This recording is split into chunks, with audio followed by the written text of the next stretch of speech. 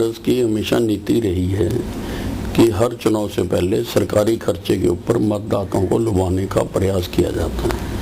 पिछले लोकसभा चुनाव से पहले इन्होंने मनरेगा लागू किया था और उसके बाद मनरेगा की क्या हालत हुई सारे देश में, किस प्रकार से वो एक भ्रष्टाचार की एजेंसी बनकर रह गया, वो सब लोगों ने देखा।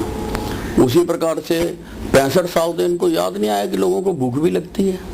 अब 65 साल की आज़ादी के बाद अब क्योंकि चुनाव आ गए और हर तरफ से कांग्रेस को निराशा देखने को मिल रही है, तो अब लोगों को लुभाने के लिए इन्होंने फूड सिक्योरिटी बिल लागू की है। अच्छी बात है, 65 साल बाद आपको याद आया कि लोगों को भूख लगती है और आप उसके लिए कुछ करने जा रहे हैं, अच्छी बात है। लेकिन ये स्कीम नतीजे तभी दे सकती है अगर हमारे पास अच्छी भंडारण व्यवस्था हो। क्या है फूड सिक्योरिटी? अन्न सड़ रहा है और वो सारा का सारा एफसीआई के सहारे है। कोई हमारी ऐसी चेन नहीं है, कोई कोल्ड चेन नहीं है जिससे सारे अन्न को संभाल के रखा जा सके और लोगों तक पहुंचाया जा सके। और ना ही हमारे पास जो पब्लिक डिस्ट्रीब्यूशन सिस्टम है वो ट्रांसपेरेंट पब्लिक डिस्ट्रीब्यूशन सिस्टम हमारे पास नहीं है।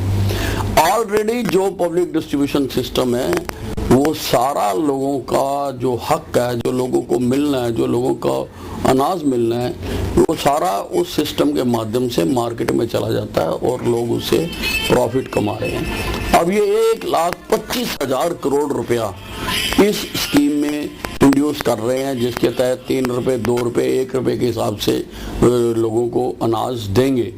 तो जब सिस्टम नहीं है, जब उनकी पहचान नहीं है जो इसके हकदार हैं, जब आपने कोई भंडारण के लिए ठीक व्यवस्था नहीं की है, बिना इनके ये बिल कोई लोगों को फायदा नहीं दे सकता। ये भी भ्रष्टाचार की भेंट चढ़ेगा। 1,25,000 में से कितना खा जाते हैं अधिकारी और कितना खा जाते हैं डिस्ट्रीब्यूशन वाली एजेंसियां, ये तो समय बताएगा। लेकिन इससे कोई नतीजे निकलेंगे ऐसा मैं नहीं मानता।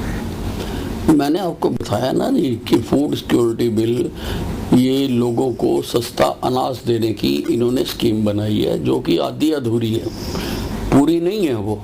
उसमें कई और प्रावधान किए जाने चाहिए थे, कई सेफ गार्ड किए जाने चाहिए थे, जिससे कि ये स्कीम पूरी तरह से चलती। ऐसा बिल्कुल नहीं है। इसके तहत 3 रुपए गेहूं, 2 रुपए चावल, 1 रुपए मोटा अनाज देने की इन्होंने स्कीम बनाई है। लगभग 50% जनता को इस में इंक्लूड करने की इन्होंने बनाई है। लेकिन जब तक, मैंने आपको पहले कहा कि जब तक हमारे पास भंडारण के लिए ठीक व्यवस्था नहीं बनती है और जब तक हमारे पास ट्रांसपेरेंट पब्लिक डिस्ट्रीब्यूशन सिस्टम नहीं बनता है, ये लोगों को नहीं मिल सकता, इससे लोगों को फायदा नहीं हो सकता। ये बांटने वाली एजेंसियां ही मिल बांट कर खा पी जाएंगी सारा। सही तरीका क्या है इसको? पब्लिक डिस्ट्रीब्यूशन सिस्टम ठीक करना चाहिए और उसके लिए हिंदुस्तान की सरकार को छत्तीसगढ़ की सरकार से सबक लेना चाहिए।